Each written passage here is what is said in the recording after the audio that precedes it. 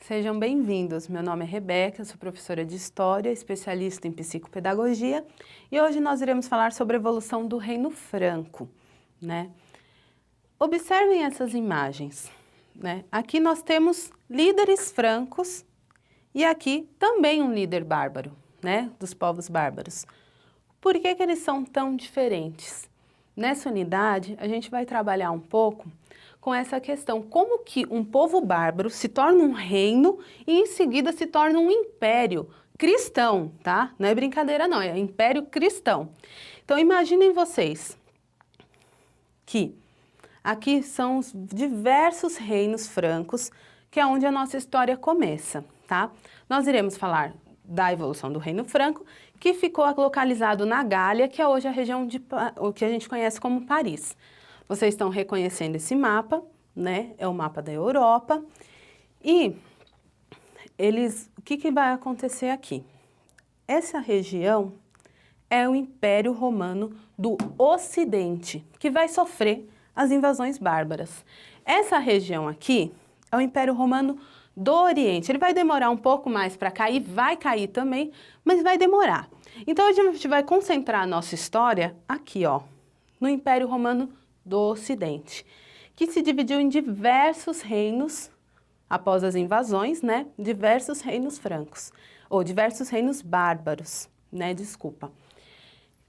Porém, vocês podem perceber que existem reinos maiores e reinos menores. E aqui eu peço para vocês fazerem uma reflexão. Depois das invasões, o que acontece com esses povos bárbaros? Depois das invasões, o que acontece com a população romana que estava nessa região?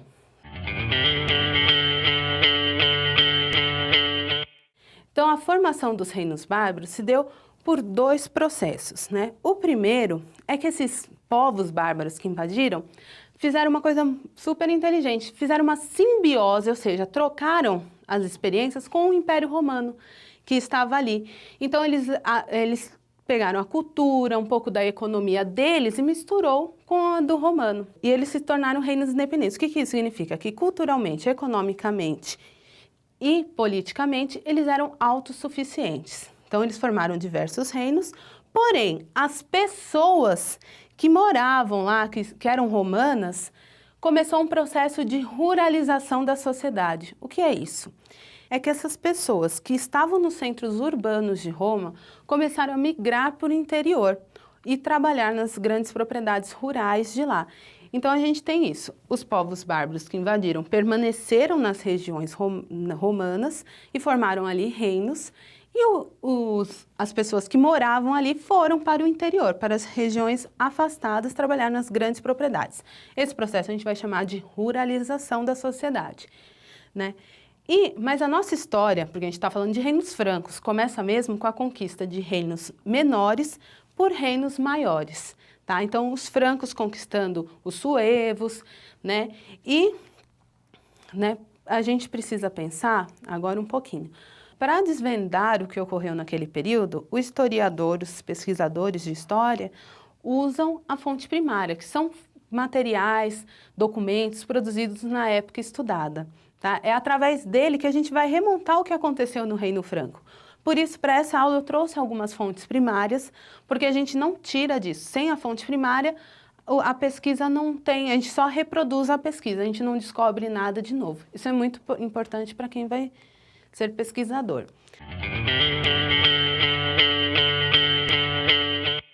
A primeira fase do Reino Franco começa com os merovingios, tá? Que estão representados pelo Meroveu, que era um líder bárbaro, né? E ele foi muito esperto. O que ele fez? Ele se uniu com os romanos contra os bárbaros, para tentar derrotar os bárbaros. E, por gratidão, ganha uma extensão de terra lá na Gália, lá na região que a gente conhece como França hoje. A ter uma vida de vassalagem em relação aos romanos. Eles começaram a trabalhar, pagar impostos, a lutar quando necessário, né, contra outros reinos bárbaros, mas ele manteve firme a expansão, ele continuou essa expansão pela Gália e conseguiu manter uma relação de simbiose com o Império Romano, tá? Quando ele morreu, seu filho Childerico, ele assume o poder, só que ele é mais bélico, ele vai mesmo para as lutas, né, para as conquistas territoriais, mas ele mantém esse acordo, essa troca de favores com Roma, né? Mas a gente começa a falar mesmo de Reino Franco com o rei Clovis. Quando Clovis, o filho de Childerico, assume o poder, ele faz duas coisas muito importantes. Ele começa a unificar o Reino Franco, então os diversos líderes francos que estão espalhados pelo território acabam jurando fidelidade a ele. Então unifica o reino. Então diversos reinos viram um só. É aí que a gente pode falar de Reino Franco, é no governo do Clovis.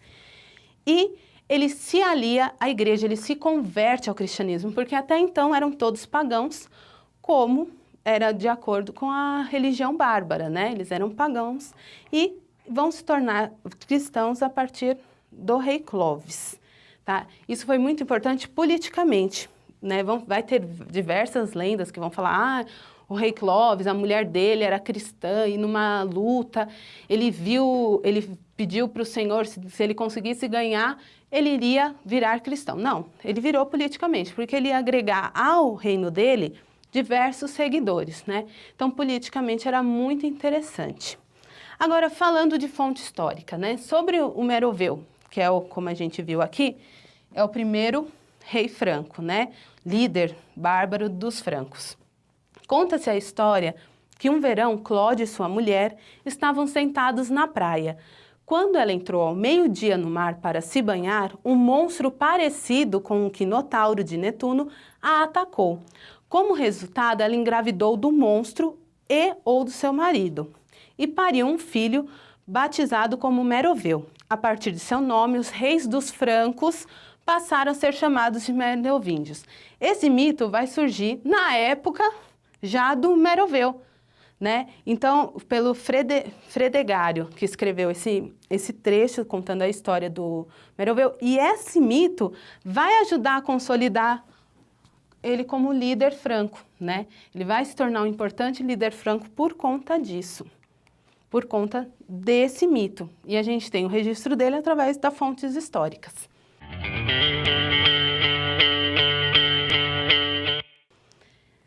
Porém, o Clovis não vai durar para sempre. Vai ter uma hora que ele vai morrer e ele morre. Os filhos dele não conseguem dar conta do território franco, que já começou a expansão, ele já está pegando quase que toda a Europa, todo o Império Ocidental, tá? Ele já está chegando quase em Portugal já. A dinastia carolíngia vai surgir com Carlos Martel, que era um funcionário do palácio, chamado como mordomo do paço, lá dos merovingios, né? E ele já era um nobre, tem que ser nobre, para ser mordomo do paço tem que ser nobre. Então ele vai combater as invasões muçulmanas, vai combater outros reinos bárbaros e vai começar a aumentar o seu prestígio, né? Porém, ele continua como funcionário até sua morte. Quem vai mudar um pouco essa situação é o seu filho Pepino Breve. Sim, gente, Pepino Breve. Esse era o nome do cara.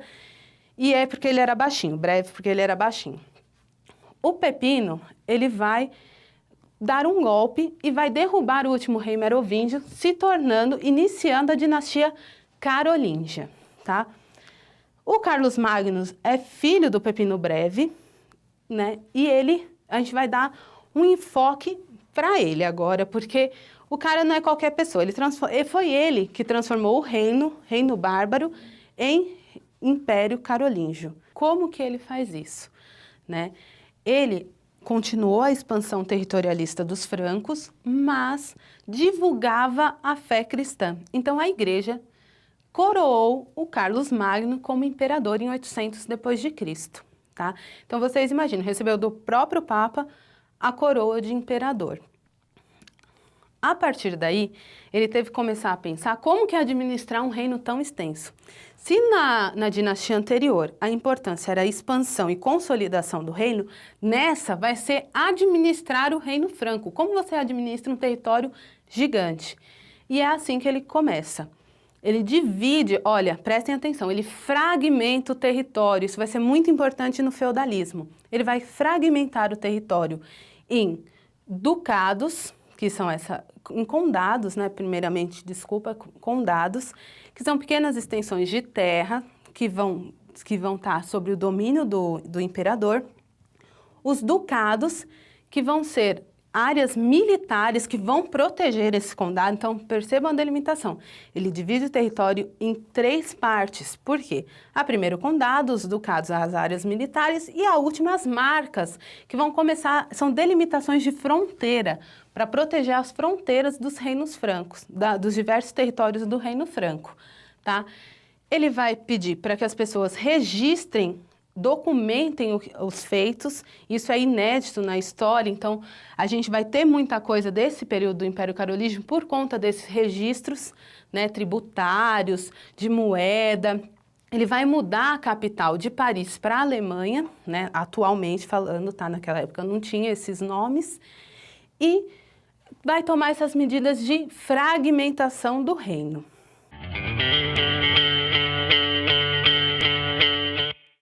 Isso vai ser muito importante. Peguem o que eu falei, fragmentação do reino, relação de suzerania e vassalagem. Quando vocês observam essa imagem, o que vocês estão vendo? Alguém recebendo, né, uma homenagem de outra pessoa e alguém registrando esse feito, tá certo? A relação de suzerania e vassalagem vai ser muito importante. Por quê? Esses condados, ducados e marcas eram cuidados, administrados por nobres, os condes, os duques e os marqueses. Provavelmente você já ouviu falar desses nobres aí. E eles vão jurar, né, através de um rito como esse, a vassalagem em relação ao imperador. Então eles vão jurar fidelidade. Essa relação, o vassalo, né, jurava fidelidade ao senhor, em troca de terras.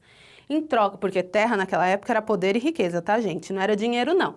Naquela época era terra, era o símbolo de poderio.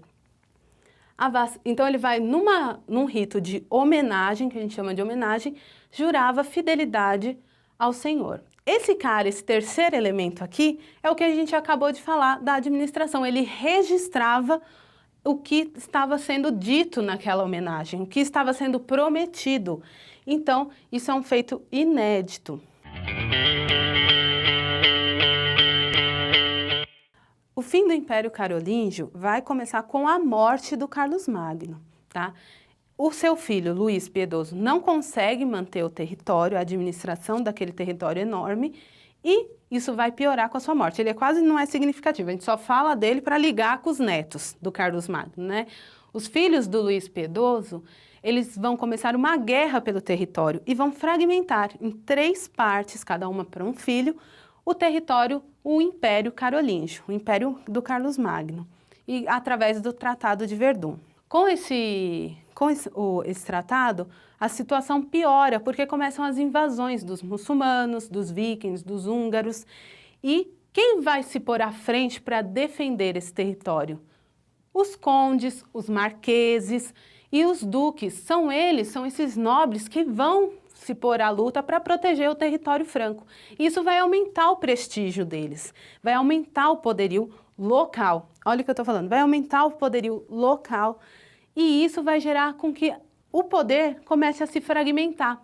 Quando o poder começa a se fragmentar, a gente está falando de uma coisa muito importante, o princípio da formação política do feudalismo, que é o seu próximo tema, tá?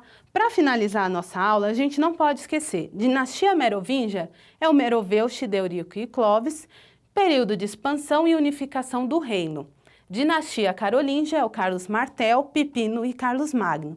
Fase de consolidação e proteção do território. Deixa de ser um reino e se torna um império, tá? Não pode esquecer disso. Muito obrigada por me acompanhar. Finalizamos mais um estudo do tema, a evolução do Reino Franco. Explore os materiais propostos, deem uma olhada lá no material complementar e aproveitem.